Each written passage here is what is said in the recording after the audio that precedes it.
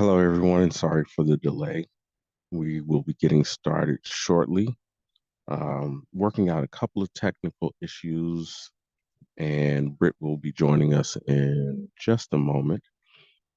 And also, wanted to just quickly introduce myself, Harry Colbert Jr. I'm the managing editor over at MintPost. And when we try something new, sometimes there are little hiccups. And what we're trying today is we're going to be broadcasting prior to a home game. Normally, we do this with away games, but we've got Britt here right in the arena, and he's going to be talking everything Wolves. So give us just a second.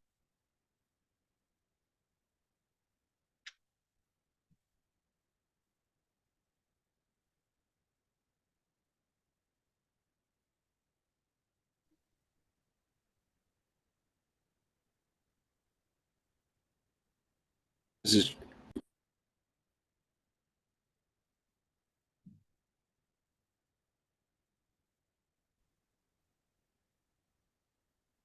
All right, Britt, if you're available. I'm available. Can you hear me? All right. Excellent. At least one person put the thumbs up. All right, we're ready to roll. I'm here in what's called the bunker. Apparently, it's kind of near where everybody from the media comes in and has to pass through a checkpoint, and there's a little door behind it I didn't know anything about. Anyway, let's get started. The Wolves are favored by 16 points. I can't remember a game where the Timberwolves were favored by more points than that. Toronto has lost 14 out of 15 games, is dead last in offensive rating and next to last in defensive rating over the past 15 games. So there's probably a reason for that, but we know that the Wolves sometimes play down to their opposition. Let's just start with the question zone. I guess, why don't I just start with Alan Burdick? Is that, you have a question? Maybe not. Let's see. How about the guy with the Wellstone sign behind him? Well, you're going to not like my question, but this is a question I've had for many years. Okay. And it's Timberwolves related. And it's probably a good night to ask this because of the nature of the game tonight. Is who plays crunch? How long has the person playing crunch been around? What do you think about crunch? What do the players think about crunch? All right, I'll answer this pretty quickly. I know there's been more than one crunch, but I don't know how many. I know that when he's not in uniform, he is occasionally popular because he hangs around the team and the team knows him, okay. But I myself do not know him. All right. Well, that not very. All right. How many games do you go to, Brett, and you don't have questions about crunch? He's there all over the place. What can I tell you? All right. You got your priorities. I understand. All right. I don't know how we signal who has a question, but why doesn't somebody speak up if they have a question? If not, I'll just start talking about the Timberwolves because I've got some interesting things to say about the bench right now. And then in the meantime, I guess we will go to, oh, wait, Chad is here. Great. Looks like captioning. All right. Anyway, let me just start. What I want to say is that the Timberwolves over the last 15 games are a net plus 70. They're 10-5, so they're playing well, but they're plus 70. And Jordan McLaughlin has played 195 of the 629 minutes that they have played. And when he's on the floor in those 195 minutes, they're plus 91, which means that when he's off the floor for 434 minutes, they're minus 21. Kyle Anderson, slow-mo, has been on the court 335 minutes in those 15 games. They're plus 70 when Kyle Anderson is on the floor, which means in the 294 minutes he's off the floor, they're 0. Nickeil Alexander-Walker has been on the floor for 336 minutes. They're plus 71, which means in the 293 minutes he's off the court, they're minus 1. You get the gist. The bench has been carrying this team in a major way, and Obviously, some of it is they're playing against the second unit. They're oftentimes not playing in the first quarter and not playing big chunks of the fourth quarter. But they have been enormously helpful.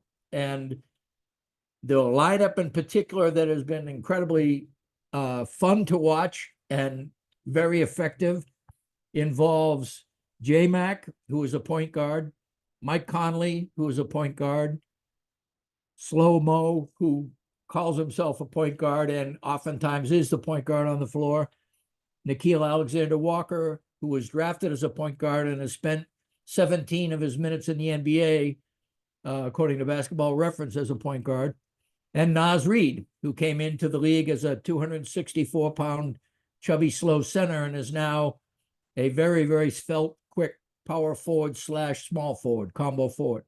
That 5-person unit has been on the floor for 42 minutes, and they are plus 31. So that means that it's taken the Wolves 629 minutes to get to plus 70. They get to 31 of those plus 70 of the 42 minutes they play. When those 5 are on the court, they shoot 56.5% from the field, 26 for 46. They shoot 13 for 21 from the three-point line, 61.9%. They've doled out 23 assists and committed 4 turnovers. So just about a 6-to-1 ratio, assist to turnover ratio. And that's not a personal assist to turnover ratio. That's a 5-player assist to turnover ratio. So it sets up a number of fascinating questions. Teams normally reduce their bench and play more ISO in the playoffs. The Timberwolves right now have expanded their bench to great success by not ISOing and playing a very fast flow motion offense. And I'm ready to take some questions.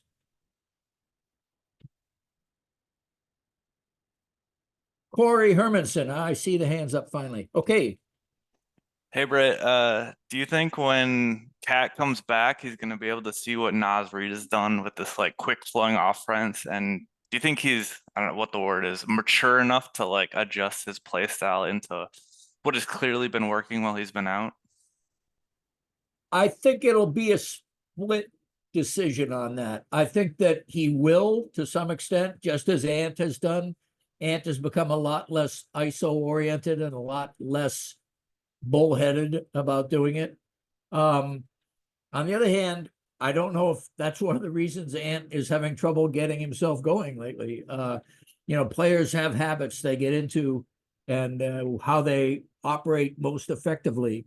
Ant has been getting off the ball more, has been being a lot more team oriented, a lot less ISO oriented. He's getting rebounds and assists, but he's not shooting. He's missed a phenomenal 22 threes in a row. His last 22 threes have all been missed. I think it's just a phase, but I think it speaks to the point that when you're an alpha guy who's used to running the offense and you make an adjustment for the good of the team, sometimes your own play may suffer. And that may happen to Cat. I think that Cat will do his best. I think he's always been the kind of guy who wants to be a team first guy.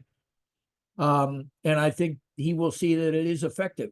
The question is, kind of what I was setting up there is that playoff basketball is often grittier, slower, and more isolation oriented, and stars are often called upon to overcome defenses set up to stop them. I'm not saying that's the way it always has to be, but I'm saying that that is a characteristic of NBA playoff basketball, and it sets up an interesting dynamic as we move forward. Whether this will be seen as a blip, a very positive blip at a very crucial time as they fight for one of the top 2 or 3 seeds, but it may just be that once the game gets back to blood and guts playoff basketball, where everybody plays defense if they possibly can, things tighten up, that we may see more ISO ball. I hope that answers your question. I think that Naz, one of the ways that Naz is not superior to Cat, I think Cat is a better low post defender. I think Naz has become a lot more equipped to handle threes and quick fours on the perimeter. I think it's not his fault. He's gotten in shape and has made himself into a svelte, quick power forward / small forward. If you are what you guard in the NBA, Nas is no longer a center and probably no longer a classic power forward. So all remains to be seen. I don't know what the name is, but there's a hand up with a bunch of people in a crowd. I'll take that next. Let me see what it says. Mark Snyder. Sorry, Mark.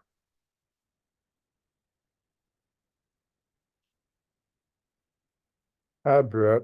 Hi. Talked about this some in some of your recent columns about what the playoffs now starting to come into focus, and the team is looking like it's going to be a top 3 seed. Who are the matchups that you like and don't like for the first round? Well, I said New Orleans a couple of weeks ago. I still fear New Orleans because of Zion. They have 5 great on-ball defenders. And I don't think they have a great matchup for Zion. The 2 games he's played against them, he's pretty well dominated. And that's, again, getting back to playoff basketball, that will be important. If I had a choice, I would go with Kyle Anderson or Ant guarding Zion for a variety of reasons. Kyle Anderson is somebody who stays down, doesn't get fainted out, also knows how to position himself, can take a charge if he needs to, but is strong. Ant loves a challenge. He's a phenomenal on-ball defender when he's challenged. I can't think of a bigger challenge for him than Zion in the playoffs. The problem, of course, whenever you're rolling the dice with your best offensive player guarding their best offensive player, is foul trouble. So I fear New Orleans. Lately, like everybody else, I think we should all fear Dallas, although the Wolves have had very good luck. Dallas, since the trade that's gotten Gafford and Washington to them, Kyrie is healthy. They've reeled off a number of impressive wins. They seem to be pressing on the 5 seed right now, which would make them not necessarily a team that would be that way.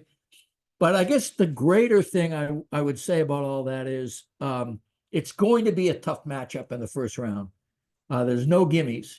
In the last 15 games, Houston is 12-3. Recently, the Wolves just beat them. They're at 11th, and they're probably out of it.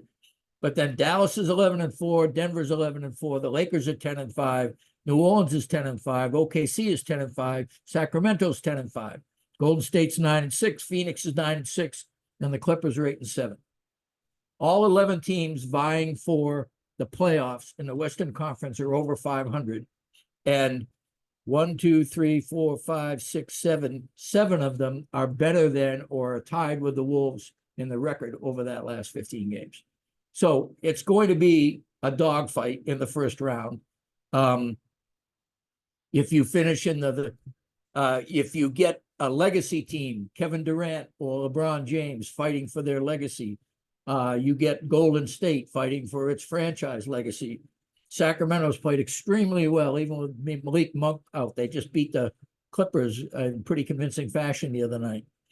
If I had to pick, obviously, I think I'd take the Clippers despite all their firepower, all their stars, because the Wolves have beaten them pretty handily 3 out of 4 meetings. And they're not playing good defense right now. In the last 15 games, they have the 28th ranked defense in the NBA, albeit the 3rd best offense. I would take my chances with that matchup. Next question is to Rob Holmgren. Hey, Brett, I'm Rob's son, Will. I just was curious. If you were stuck on an island for 30 days with 3 Timberwolves and you had to pick 3 Timberwolves players from the current roster based on what you see in person as far as possible survival skills, what 3 players would you bring with you on that island? Oh, survival skills. Okay, I thought we were just talking about good conversation while we all wither away and die.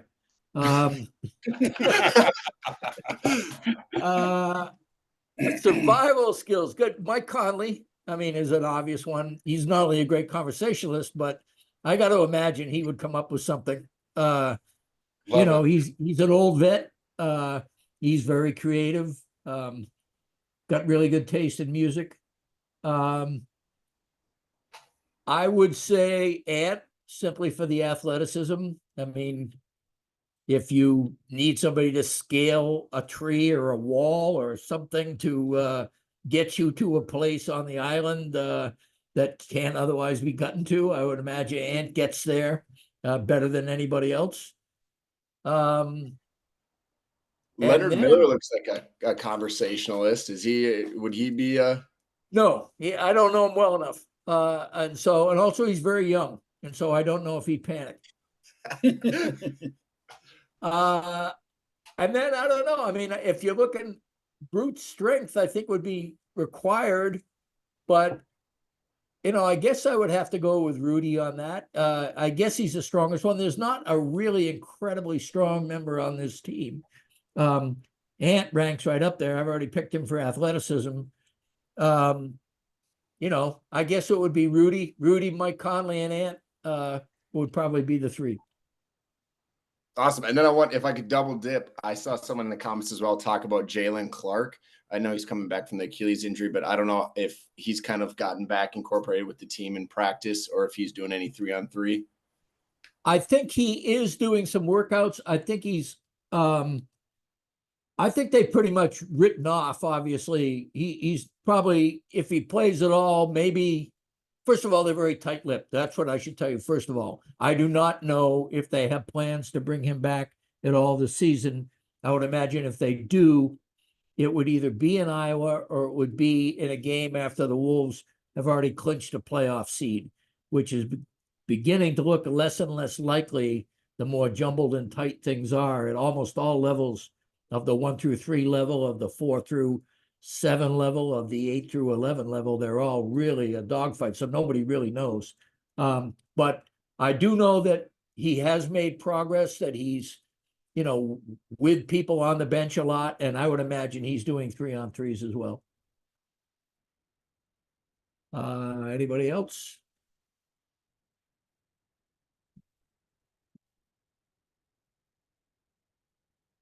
Okay. Well, I think that, can you hear me? yeah. Okay, I think there was something in the chat, and it basically I'll kind of surmise, and it's wondering why aren't more of the Wolves going to the basket more for in close layups, dunks, things of that nature when their sometimes outside shot isn't falling. Well, that's a particularly relevant question right now regarding Ant's last game. The Houston plays a great switching defense. They're young and athletic. They have learned under Ime Udoka, who I think has done a really good job this year, how to switch effectively. And Ant, usually when he's being switched on, not always, but he has a tendency to settle for an outside shot. He missed his first 6 or 7 shots last night, and 3 of them were threes. The rest of them were mid-ranges. When he started the drive to the basket, he got fouled. And then later on, he began to hit some shots when he drove to the basket. As I said, he's missed 22 straight threes, but he's also missing that mid-range some. He is definitely someone, and let's give him credit, I guess, as we're moving along. He has learned how to finish a lot better at the rim this year. The stats show it, the eye test shows it. He's learned a little bit about hesitation. He goes up strong. He still wants to foul a little bit more than he should in terms of just letting the ref call it and keep playing. But he would be somebody I think should go to the basket more. As for the others, I would say Naz mixes it up pretty well. Naz can shoot from the 3 and can get to the rim. I think he chooses what to do pretty well. Kyle Anderson has begun to be able to hit the mid-range. He's never been great right at the rim, but he is good at that little 6-footer. I think Jaden McDaniels is also good at the short mid-range. I think that Cat can do both when he's healthy. But again, both Ant and Cat did have a tendency to try to drive too much off the bounce when it wasn't there. I mean, the scouting report, it became pretty obvious that they were being scouted to just build a small wall with a 2 or 3 person front and invite the drive. And too often that invitation was accepted and they lost the ball via turnover or missed the shot and were underneath the basket after the miss, which is almost the same as the turnover in the NBA nowadays. So I don't know. I haven't looked at the stats right now to see how the Wolves are shooting at the rim. I know that Rudy probably makes that percentage go up some. And I guess now that I think about it, I have another fairly logical answer, which is that Rudy's in the dunker spot a lot and he's in the roller spot a lot. And it has a tendency to block lanes sometimes. You'd have to get the ball to somebody on the weak side and Rudy being on the strong side. Or, I mean, use the pick to Rudy sets to get around them, but Mike Conley usually uses that pick for jumpers. Ant does too. But it's an interesting question. I think that maybe another reason is that the Wolves are not a good transition team. They don't run in transition very much. Some of that is the fact that they are really dedicated to playing good half-court defense, and they don't want to get caught in transition if it's not going to happen.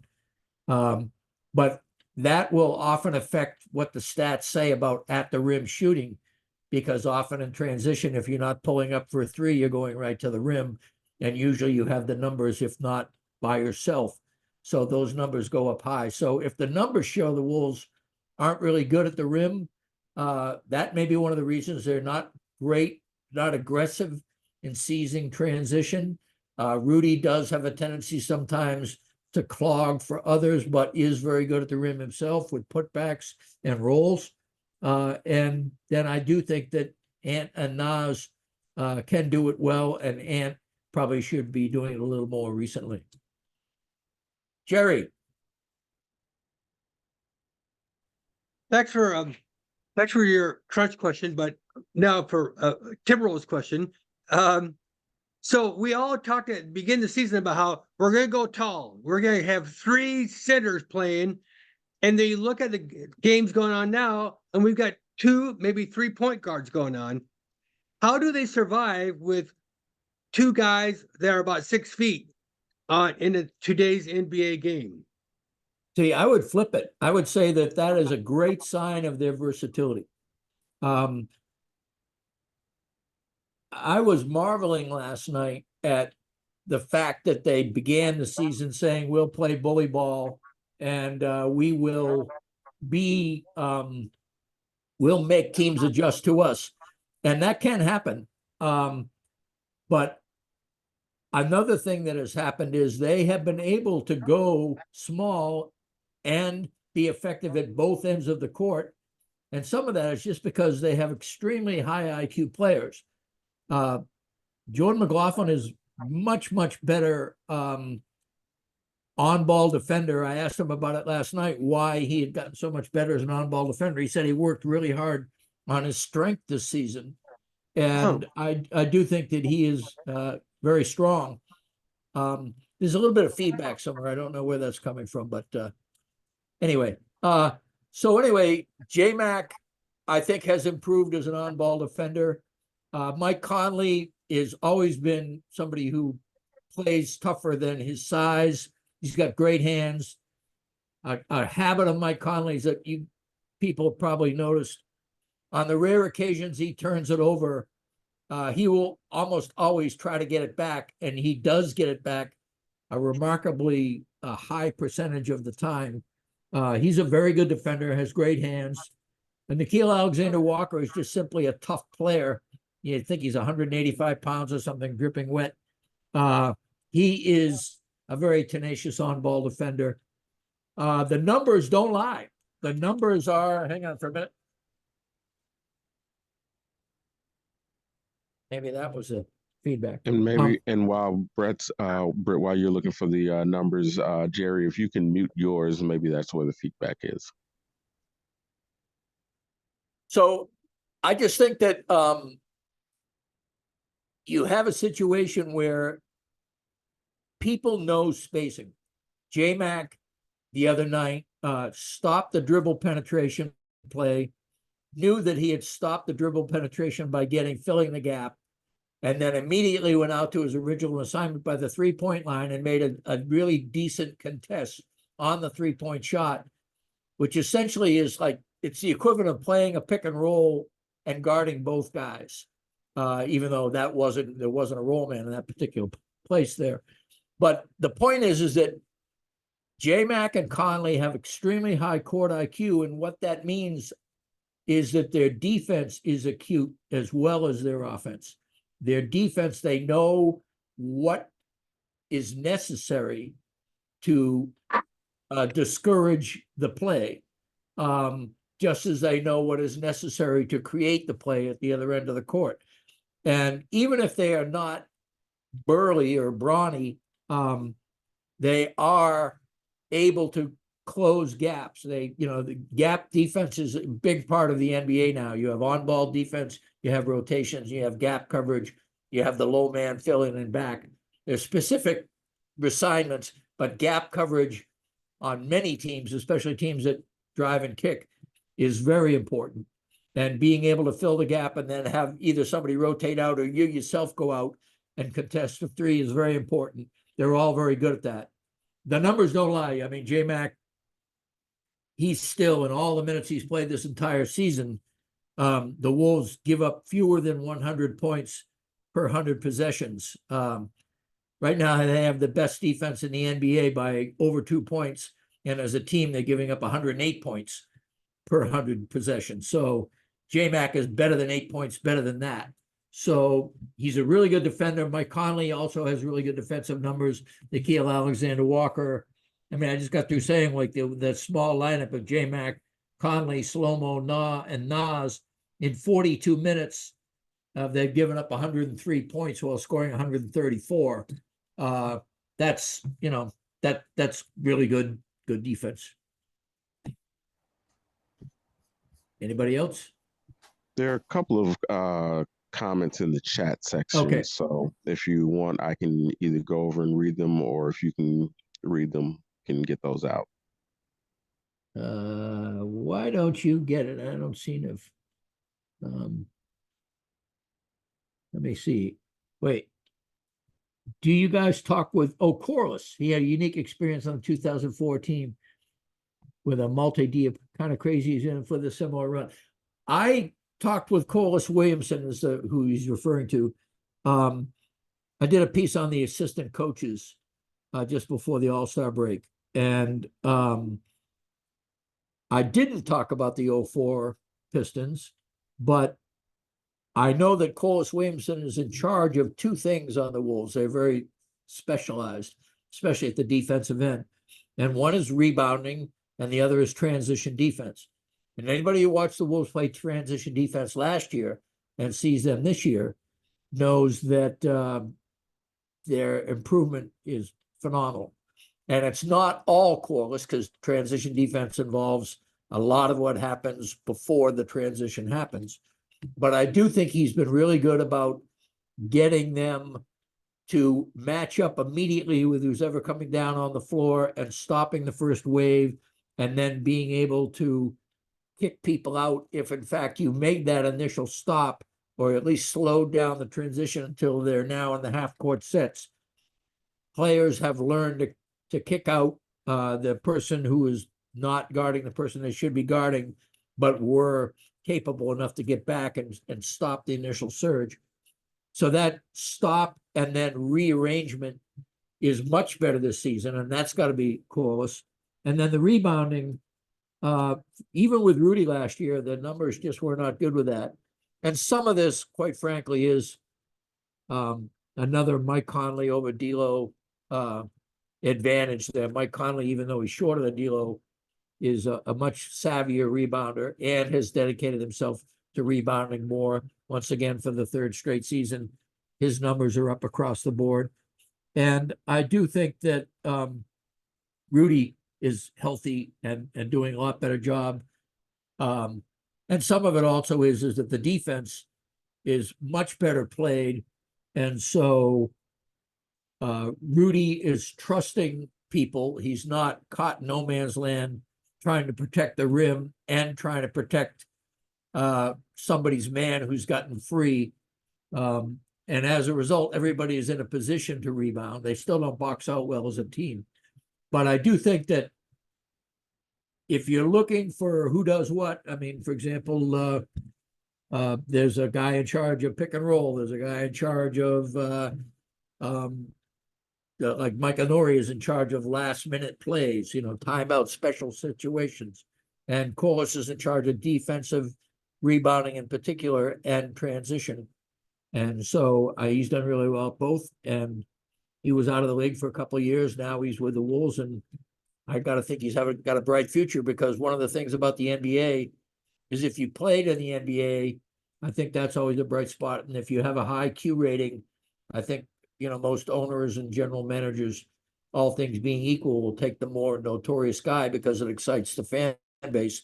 And I think Corliss, with all his experience winning a national championship at Arkansas, as well as winning with the Pistons, probably has that Q rating. So I would imagine sooner rather than later, but probably not next year, he'll be discussed as a head coaching candidate.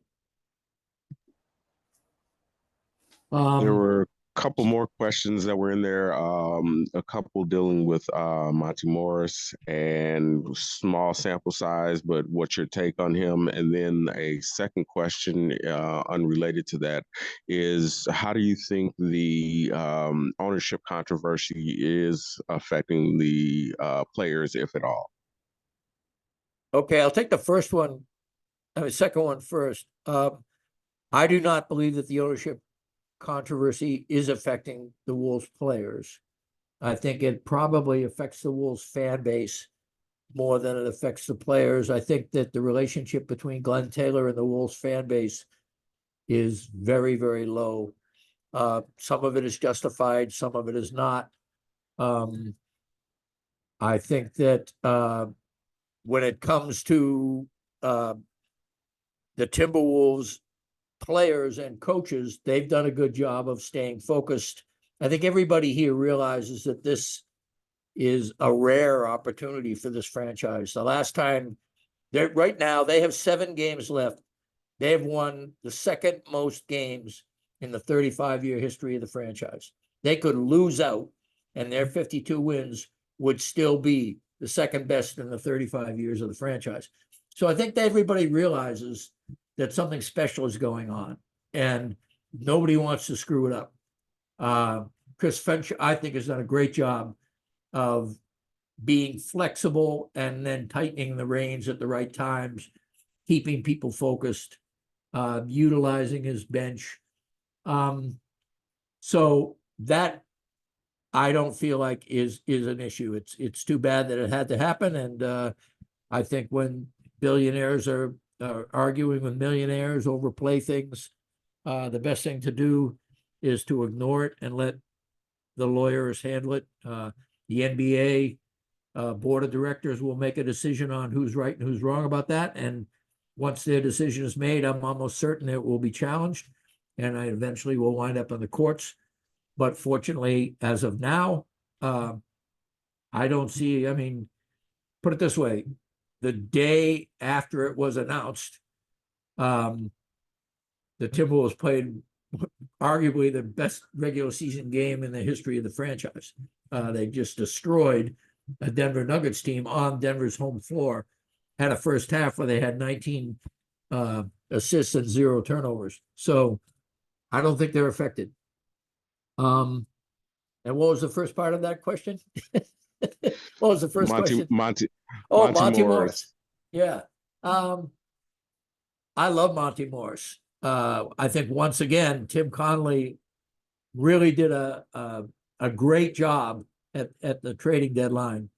He traded 2 guys who, to be fair, Monty Morris made mistakes on in the summertime, but got off those guys for the perfect fit for what this team needed at that time. Shake Milton, I know from talking to Chris Finch and a little bit to Tim Connolly, that they were very excited about his potential to fit in with Rudy Gobert. He'd had experience with Joel Embiid. And so they felt like he's somebody who could get his own shot, somebody who was a large 6'5", combo guard who could kind of fit their template of playing big and playing rough and physical. But he just never had it here.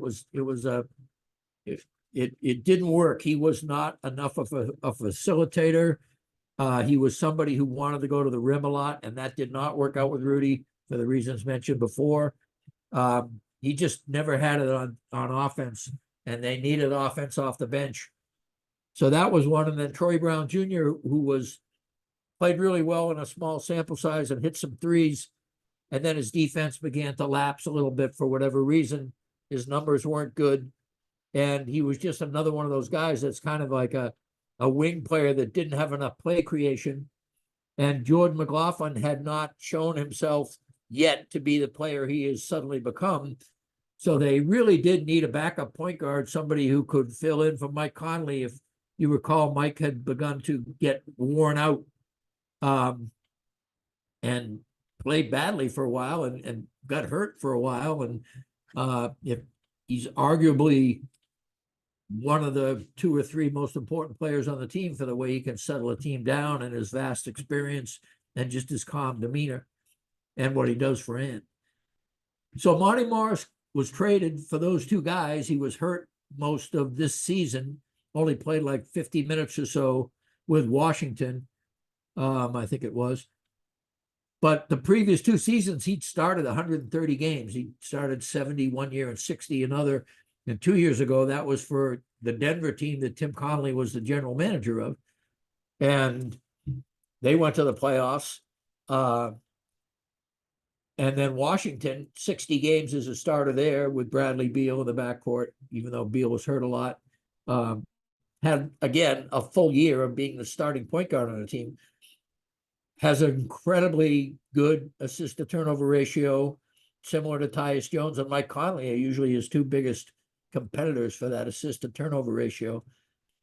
So I knew all that coming in. What I got excited about and remain excited about is his on-ball defense. He is yet another guy on this Timberwolves team who can, if not lock up people, make life very difficult for very good shooters.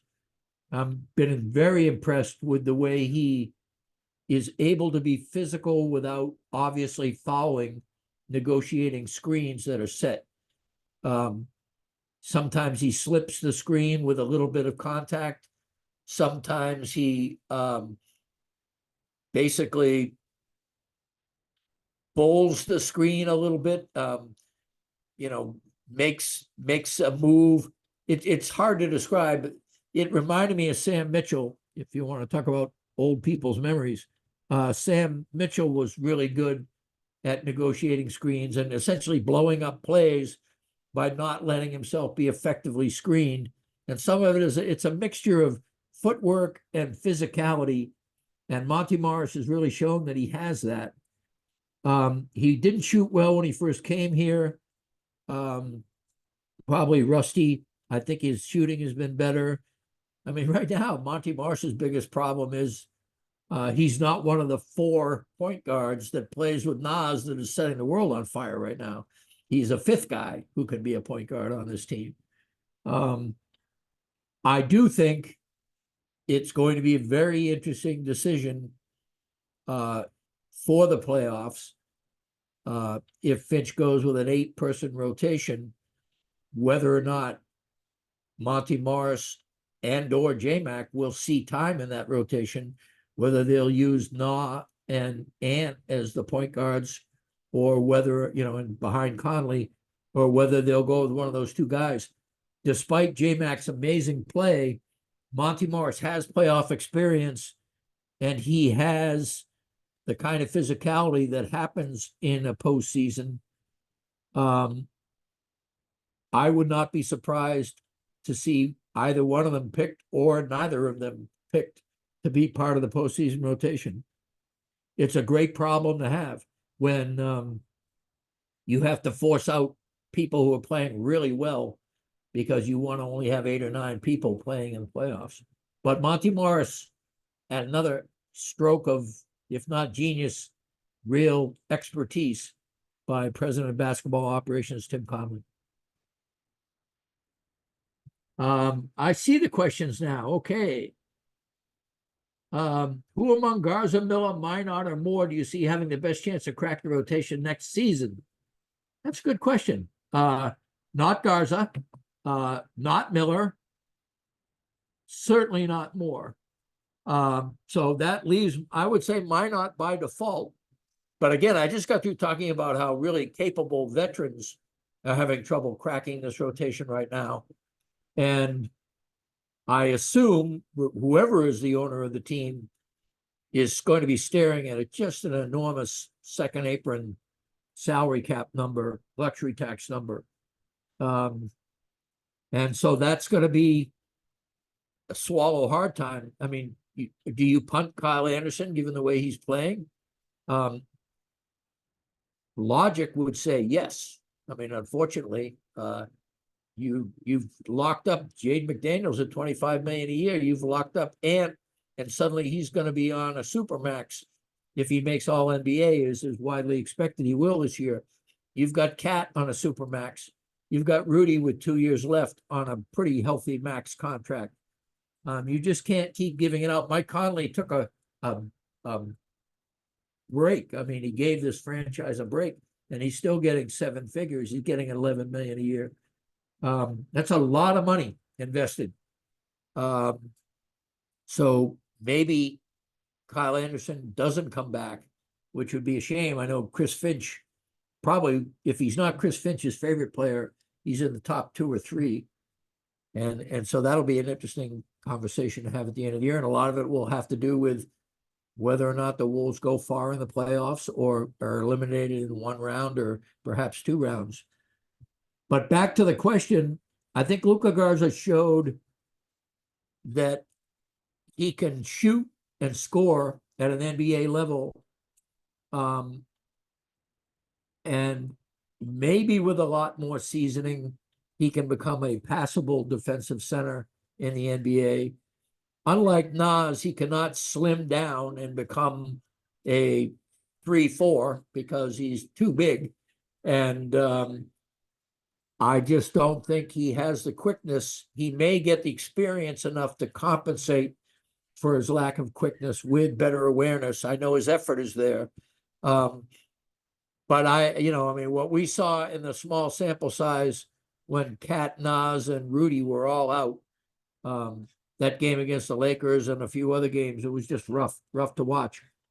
He's not a good defender.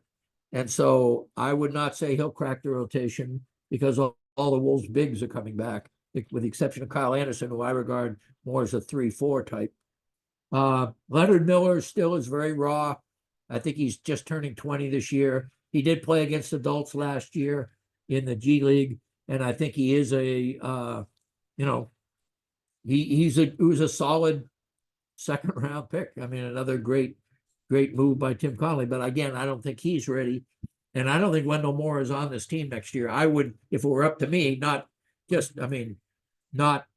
trying to be harsh, just being factual, he's not an NBA player. He had a really good first game in the rookie year of his summer league. And he had a good game when all he had to do was guard Ja Morant 1 game. And he did that fairly well. But aside from those 2 highlights, he has not been somebody who needs to be in the NBA rotation.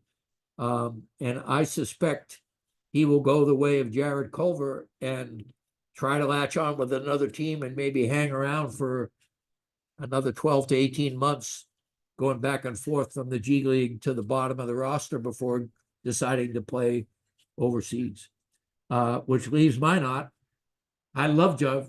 I mean, I just, Josh Minot is a character. He's a smart kid and he's incredibly athletic. One of my favorite memories is during the playoffs in Denver last year, when Denver's practice thing is just this sweaty, small little gym where it echoes and everybody's too close to each other, and it's late April by that time anyway, so it's not cold outside. It's a hot, sweaty place. It wasn't well ventilated. And Josh Minot was getting fed the ball by Tim Connelly to practice his dunks. And it was just so much fun to watch the president of basketball operations and like the 14th player on the team working on his majestic dunks. But Minot he did not have a good summer league this year, and he needed one. He can't find minutes this year, and that's totally justified. I mean, this team has the best defense in the NBA and has what's tied for the second best record among 30 teams in the NBA. Josh Minot would be a senior this year if he had stayed in college. So he's got time. So the very short answer would be none of them. But if I had to rank them, I guess I would say in order right now, Minot, and then Miller and Garza tied for second, and Wendell Moore off the team. And I'll take questions up here too, but I'll read these if no one wants to go that route. I foresee an issue coming with Kyle Anderson at the 4. Once Cat is back, to me, Kyle is sometimes unplayable at the 3. I'm interested in how a Coach Finch would make that work in the playoffs. I think that's first of all, it's a good question. It gets back to playing small ball versus playing bully ball, and gets back to matchups and how things work. One of the reasons that Kyle is flourishing right now is because he's playing alongside Naz, and they're really good together. Because Kyle is a small ball 5, and Naz is actually a small ball 4 and could even play the 3. And people would look at those two guys together and just assume that Naz is in the pivot and that Kyle is on the wing, or at least in the high post. And Kyle is in the high post, but Naz, my podcast partner, Dane Moore, had what I regard as a brilliant observation when he said that essentially that Kyle Anderson is a poor man's Nikola Jokic, and that he is fantastic at decision-making and making the right play. He's obviously not remotely as good as Jokic, but he's the same kind of player. He's one of those guys that if he were the backup center in Denver, the team would not have to change its style of play at all. Which I'm kind of ignoring the question. I think what will happen is that if Cat is healthy and in rhythm, he will play. Jerry, I think your speaker's on, or somebody's okay. Anyway, Cat will play, and Slow-Mo will have to pick his spots or play at the 3. I think we will see him coming off the bench with Naz. I don't think those guys, either one of those guys, Naz nor Slow-Mo, are in danger of losing their rotation place. They might lose some minutes in the playoffs, but that issue won't have to be confronted in the first round. I mean, Cat's coming back. He'll be reevaluated on April 9th. So less than a week, but that's still not, that's 5 days away from the end of the regular season. And evaluation usually means, let's see what this surgical procedure looks like at this particular time. It doesn't usually mean, all right, let's give him 2 days to get in shape and we can play him. There's no point in rushing Cat back because we know the kind of player Cat is. He'll want to do too much. He'll want to prove his relevance, and he will strain to become an important part of the team rather than letting the game come to him. And I think that I will want that process of him knocking the rust off and him getting reacclimated with his team once he is very close to full health. And the Wolves can afford that luxury because they do have Naz and Slow-Mo. And one of the reasons, I should say here at the end of this particular answer, one of the reasons that Cat has been replaced as well as he's been replaced thus far is because of the flexibility it allows. The Timberwolves have a 5-person starting lineup that is pretty ironclad when everybody is healthy, and they have learned how to make that particular quintet work. But what Chris Finch has been able to do is tinker with matchups using that one position, because the 4 can be, you can have Nas starting, you can have Nikhil Alexander-Walker starting and kicking Jade McDaniels up to the 4, which happened a couple of games, or you can have Slow-Mo starting at the 4, and then bringing Nas in either for Rudy or for Slow-Mo. You can do a lot of different things with the lineups, and we're not even talking about the bevy of point guards he has to choose from. And when you have 5 healthy starters, there's too much precedent and there's too much momentum to maintain what has worked. And so you don't flex as much. And so I asked Finch about this last night, about how is it hard to, deal with that kind of stuff. And his answer was more or less, he acknowledged that it's a consideration. And we were talking about, he was thinking about making a change in his usual lineup in the 4th quarter last night. I suspect what he meant was you might bring J-Mac back in for a second rotation in the 4th quarter. But, and he says he wants to reserve the right to tinker, but at the same time, he also understands that players appreciate knowing that their role is secure, especially if they haven't really done anything to deserve a demotion. So I guess let me So, see. Britt, we've got time for about maybe 1 or 2 more questions. Okay, let's take one, because then I want to make my little pitch. So let's take one more question. I have one here. Please explain why Dane Moore is overrated. He probably means Wendell Moore, or he's making a joke. But what I would say is Dane Moore is, I'm proud of the fact that he's gone where he's gone. 3 years, 4 years ago, when he asked me to be on his podcast, I was doing him a favor. And it's kind of comical to think about that now. I mean, I didn't feel like I was doing him a favor, because I saw that he, first of all, he played AAU ball. He played high school ball. He knows what it's like to be in a huddle. He did his thesis on the salary cap for his college degree in finance or something. He knows the salary cap backwards and forwards. And he loves the game. So, I'm more than twice his age, and our conversations flow very easily.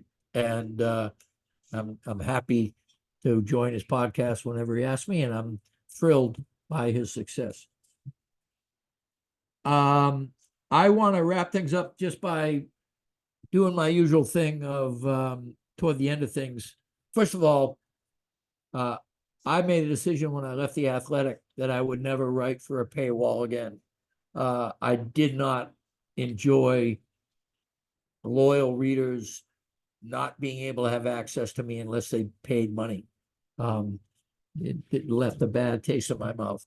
And so I was really happy when MintPost immediately came and offered me a chance to return. And I'm also really happy being associated with a publication that does more than just sports, covers local politics extremely well, covers the legislature as well as any news organization in the state, if you ask me, and has been doing a really good job branching out and covering the demographics of this state, the various cultures that are in this state.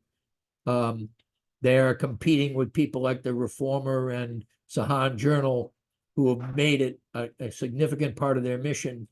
And I think that they have not shirked from taking the challenge of also taking on that beat. And I think they've done a good job with it, which is all to say that I'm not hitting you up for money. I am saying that if you like what I do here at MintPost, and you have the money to spare, then give them some of it, because some of it will go to me, but some of it will go to the things I just talked about. And I think it's a worthwhile investment. I asked to do these Zooms in part so I can talk to you about hoops, but in part so that I can talk to you about the fact that I'm happy here, and that if there were times when people were wondering whether I would have meaningful work and they wanted to know if they could contribute to a Substack or something, and this would be my Substack right now. So again, if you don't want to or you can't, no questions asked. I'm not here to put the lien on you. I'm just stating what I want to state, and if it works for you, then I'm happy. With that being said, Britt, we want to thank you not only for today's Zoom, but for the coverage that you provided the MinPost audience for several years now. And yes, I'm biased, but I certainly think you are one of the best, not just in Minnesota, but in the NBA when it comes to team coverage. So we appreciate that. And again, if you do want to donate to MinPost, you can go to our site, minpost.com. There is a donate button, and there is no minimum and certainly no maximum. With that being said, we appreciate you tuning in. This has been by far the most exciting Timberwolves season in my 16 years of being in Minnesota, which is also 16 years of MinPost. And we are looking forward to what comes with the playoffs and what comes tonight against a Toronto team that I think has lost 14 in a row. So hopefully I didn't jinx the Wolves there. Thanks everybody for showing up. Really appreciate it.